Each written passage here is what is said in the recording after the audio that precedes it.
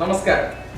കുമ്പഴാൻ ഗ്രൂവിന്റെ പുതിയൊരു എപ്പിസോഡിലേക്ക് നിങ്ങൾക്ക് ഏവർക്കും ഒരിക്കൽ കൂടി സ്വാഗതം. എങ്ങനെയാണ് സിനിമകളിൽ ഡബിൾ റോൾ വരുന്നത് എന്നുള്ളത് നമുക്ക് ഭയങ്കരമായ ഒരു അത്ഭുതം ഉണ്ടാക്കുന്ന കാര്യമല്ലേ. എങ്ങനെയാണ് ഡബിൾ റോൾ ക്രിയേറ്റ് ചെയ്യുന്നത് സിനിമയിൽ? ഇപ്പോൾ മലയാള സിനിമയിൽ നമുക്ക് മറക്കാനാവാത്ത കഥാപാത്രങ്ങൾ ഒരുപാടുണ്ട്. രാവണപ്രഭു, അതേപോലെ തന്നെ ദാദാ സാഹിബ്, അതേപോലെ രണ്ടാം ഭാവം, അങ്ങനെ ഒട്ടനവധി കഥാപാത്രങ്ങൾ നമ്മുടെ മനസ്സിൽ കിടക്കുകയാണ്. അപ്പൊ എങ്ങനെയാണ് ചിത്രത്തില് ഡബിൾ റോൾ ക്രിയേറ്റ് ചെയ്യുന്നത് എന്നുള്ളതാണ് ഇന്നത്തെ എപ്പിസോഡിൽ നിങ്ങളെ പരിചയപ്പെടുത്തുന്നത്. ഈ പരിചയപ്പെടുത്തുന്നത് എന്നേക്കാൾ ഉപരി ഇതിനെക്കുറിച്ച് കുറച്ചുകൂടി കൃത്യമായ രീതിയിൽ നിങ്ങൾക്ക് പറഞ്ഞു തരാൻ കഴിവുള്ളത് നമ്മുടെ പ്രിയപ്പെട്ട ജോബിനും അതേപോലെ തന്നെ ഗോവിന്ദും. ഇവർ രണ്ടുപേരും കൂടി നിങ്ങൾക്ക് ഇതിനെക്കുറിച്ച് വ്യക്തമായ രീതിയിൽ പറഞ്ഞു തരുന്നതായിരിക്കും. അപ്പോൾ നമുക്കത് ഇന്ന് വാച്ച് ചെയ്യാം.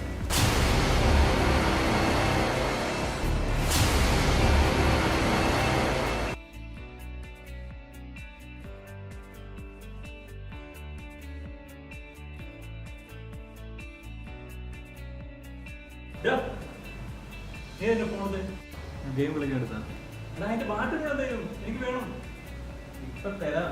എടാ എനിക്ക് ആവശ്യമുണ്ടത്, അത് തീർക്കത് പാട്ട് തന്നെ. എടാ എനിക്ക് വേണമെന്നത്.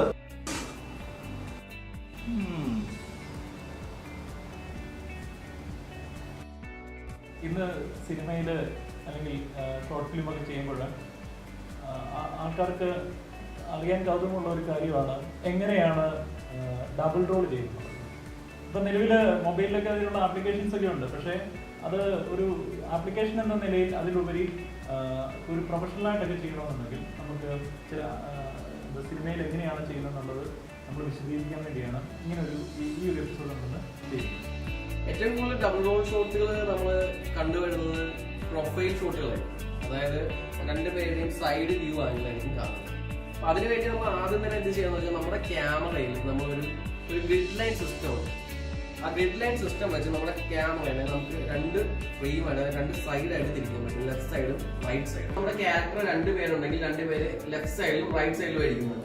നമ്മുടെ ഫ്രെയിമിന്റെ ലെഫ്റ്റും റൈറ്റും എക്സാക്ട് ഈക്വൽ ആയിരിക്കും. അല്ലെങ്കിൽ അതിന്റെ സെന്റർ പോയിന്റ് നമുക്ക് കണ്ടുപിടിക്കാം. എന്തിനാണെന്ന് വെച്ചാൽ ഈ ഇരിക്കുന്ന ആൾ തന്നെയാണ് ഈ സൈഡിൽ വന്നും ഷൂട്ട് ചെയ്യാൻ പോകുന്നത്, അതായത് ആക്ട് ചെയ്യാൻ പോകുന്നത്. അപ്പോൾ ഈ ആള് പോയി തിരിച്ച്, അതായത് ചേഞ്ച് ഓവർ ആയി തിരിച്ച് വരുന്ന സമയം കൊണ്ട് നമ്മുടെ ഫ്രെയിം മാറിപ്പോകരുത്. മാറിക്കഴിഞ്ഞാൽ നമുക്ക് എഡിറ്റ് ചെയ്യാൻ പറ്റത്തില്ല. അപ്പൊ അതിനുവേണ്ടി നമ്മൾ വെച്ചാൽ റെഫറൻസ് പോയിന്റുകൾ മിക്കപ്പോഴും വയ്ക്കാറുണ്ട്.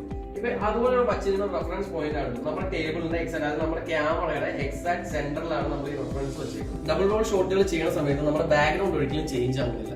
അതേപോലെ തന്നെ എഡിറ്റിംഗ് സമയത്ത് അത് ഈസി ആവാൻ വേണ്ടി നമ്മൾ കറക്റ്റ് ഫ്രെയിം, നമ്മുടെ ക്യാമറ ഫ്രെയിം സെറ്റ് ചെയ്ത് വെച്ചാൽ അതിൽ നിന്ന് ചേഞ്ച് ആവുന്നില്ല, അത് സ്റ്റഡി ആയിരിക്കും. ഇപ്പൊ ഇവിടെ തന്നെ നമ്മൾ കാണുമ്പോൾ നമ്മുടെ റെഫറൻസ് ഈ ഒരു ഭാഗമാണ് നമ്മുടെ ബാക്ക്ഗ്രൗണ്ട്. നമ്മുടെ രണ്ട് ക്യാരക്ടേഴ്സ് ഈ ലെഫ്റ്റും റൈറ്റും ഇരിക്കുന്നുണ്ട്. നമ്മൾ കറക്റ്റ് ഗ്രിഡ് സിസ്റ്റത്തിന്റെ സെന്ററിലാണ് ഈ ഒരു സാധനം പ്ലേസ് ചെയ്തിരിക്കുന്നത്. നമ്മുടെ ക്യാരക്ടർ ഒരു ക്യാരക്ടറിന്റെ ലെഫ്റ്റ് സൈഡിലും മറ്റേ ക്യാരക്ടറിന്റെ റൈറ്റ് സൈഡിലാണ് ഇരിക്കുന്നത്. ഇപ്പൊ ഈ സൈഡിലെ ക്യാരക്ടർ എ ആണെങ്കിൽ എയുടെ എല്ലാ എക്സ്പ്രഷൻസും എല്ലാ റിയാക്ഷൻസും എല്ലാ ആക്ഷൻസും നമ്മൾ ഷൂട്ട് ചെയ്യും. ആക്ഷൻസും റിയാക്ഷൻസും എല്ലാം ഷൂട്ട് ചെയ്യും. അതിനുശേഷം ആള് പോയി ചേഞ്ച് ഓവർ ആയിട്ട് മേക്ക് ഓവർ വന്നിട്ട് ഇവിടെ വന്നിരിക്കും. എന്നിട്ട് അതിന്റെ റിയാക്ഷൻസും കാര്യങ്ങളും ഇവിടുത്തെ ഷൂട്ട് ചെയ്യും. ഇതാണ് ചെയ്യാൻ പറ്റുള്ളൂ. അപ്പൊ സെയിം ആള് തന്നെ ആയതുകൊണ്ട് നമ്മൾ ആ ഒരു പോയിന്റ് മാറി പോയിരിക്കാൻ വേണ്ടിയാണ് ഈ ഒരു റെഫറൻസ് വെച്ചേക്കുന്നത്.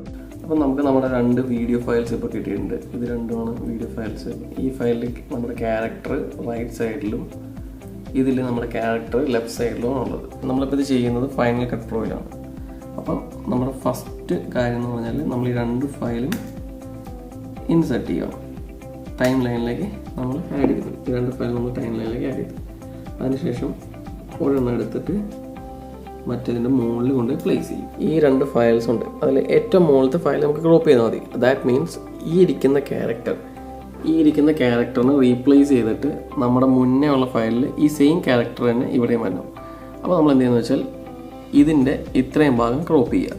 ഓൾറെഡി നമ്മൾ ഈ ഫയലിൻ്റെ താഴെ ഇത് ഇൻസേർട്ട് ചെയ്തിട്ടുണ്ട്. ദാറ്റ് മീൻസ് ഇത് ക്രോപ്പായി കഴിയുമ്പോൾ ഈ ക്യാരക്ടറിൻ്റെ സ്ഥാനത്ത് നമ്മുടെ രണ്ടാമത്തെ വീഡിയോയിൽ നമ്മുടെ ക്യാരക്ടർ തന്നെയാണ് ഇരിക്കുന്നത്. അപ്പോൾ നമുക്ക് ഓട്ടോമാറ്റിക്കലി ഇത് മാറിയിട്ട് അത് കിട്ടും.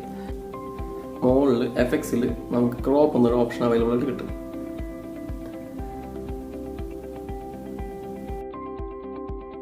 എഫക്ട്സിൽ നമുക്ക് ക്രോപ്പ് എന്നൊരു ഓപ്ഷൻ അവൈലബിൾ ആണ്. ഈ ക്രോപ്പിൽ ഇപ്പം നമ്മൾ നോക്കുമ്പോൾ നമ്മുടെ ക്യാരക്ടർ ലെഫ്റ്റ് സൈഡിലാണ്, നമുക്ക് റൈറ്റ് സൈഡാണ് ക്രോപ്പ് ചെയ്യേണ്ടത്. ദാറ്റ് മീൻസ് നമ്മൾ റൈറ്റ് പതുക്കെ ക്രോപ്പ് ചെയ്താൽ ഇതാണ് ചേഞ്ച്.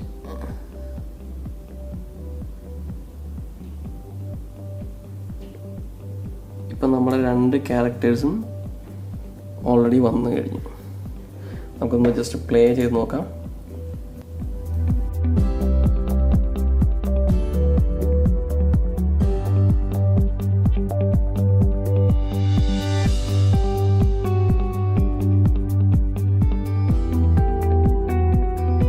ഇന്നത്തെ എപ്പിസോഡ് നിങ്ങൾക്ക് എല്ലാവർക്കും ഇഷ്ടപ്പെടുകയാണെന്ന് വിശ്വസിക്കുന്നു. ഇതുപോലെ വ്യത്യസ്തമായ എപ്പിസോഡുകളുമായി ഞങ്ങൾ ഇനിയും വരും.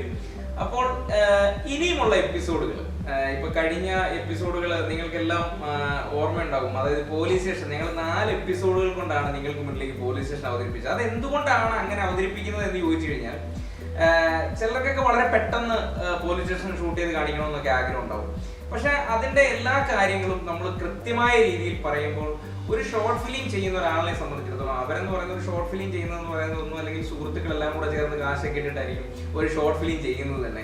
അപ്പൊ അത് വളരെ പെട്ടെന്ന് എങ്ങനെ ക്രിയേറ്റ് ചെയ്യാം, തൊട്ടടുത്തിരിക്കുന്ന പ്രോപ്സുകൾ വെച്ചിട്ട് നമുക്ക് എങ്ങനെ ചെയ്യാം എന്നൊക്കെയായിരുന്നു അന്ന് കാണിച്ചത്. ഇനി നമ്മൾ അടുത്ത എപ്പിസോഡ് മുതൽ നമ്മൾ കാണിക്കാൻ പോകുന്നത് ഒരു ഷോർട്ട് ഫിലിം നിങ്ങൾക്ക് വേണ്ടി നമ്മൾ ക്രിയേറ്റ് ചെയ്യുകയാണ്. ഒരു ഷോർട്ട് ഫിലിം, അതിന്റെ കഥ ഉണ്ടാകണം. ആ കഥ എങ്ങനെയാണ്, അതിന്റെ തിരക്കഥ എങ്ങനെയാണ് എഴുതുന്നത്, അത് കഴിഞ്ഞാൽ അതിന്റെ സംഭാഷണം എങ്ങനെയാണ് എഴുതുന്നത്, അതിനുശേഷം അതിന്റെ പ്രീ പ്രൊഡക്ഷൻ വർക്കിന് എങ്ങനെയാണ് ഇരിക്കുന്നത്, അതിനുശേഷം അത് ഷൂട്ട് ചെയ്യുന്ന രീതി എങ്ങനെയാണ്, അതിനുശേഷം ഇത് ഔട്ട് ഇറങ്ങിക്കഴിഞ്ഞാൽ ഇതിന്റെ പോസ്റ്റ് പ്രൊഡക്ഷൻ വർക്ക് കഴിഞ്ഞാൽ ഇതിന്റെ ഔട്ട് ഇറങ്ങുന്നത് എങ്ങനെയാണ് എന്നുള്ളത് വരെയാണ് ഇനിയും അടുത്ത എപ്പിസോഡുകളിൽ നമ്മൾ കാണിക്കുന്നത്. അപ്പോൾ നിങ്ങൾ തീർച്ചയായിട്ടും ഇതിന്റെ എപ്പിസോഡുകൾ മിസ് ചെയ്യാതിരിക്കാൻ നിങ്ങൾ തീർച്ചയായിട്ടും ഇതിന്റെ ബെല്ലൈക്കൺ പ്രസ് ചെയ്യണം. അത് മറക്കരുത്. കാരണം ഞങ്ങൾ ചെയ്യുന്ന വർക്ക്ഷോപ്പുകൾ നിങ്ങളുടെ മൊബൈൽ നോട്ടിഫിക്കേഷൻ എത്താൻ വേണ്ടി അതിന്റെ ബെല്ലൈക്കൺ പ്രസ് ചെയ്യണം. അതുപോലെ ഇതുവരെ ഈ ചാനൽ സബ്സ്ക്രൈബ് ചെയ്തില്ലെങ്കിൽ തീർച്ചയായിട്ടും സബ്സ്ക്രൈബ് ചെയ്യണം. പുതിയ എപ്പിസോഡുകളുമായി നമ്മൾ കാണും വരെ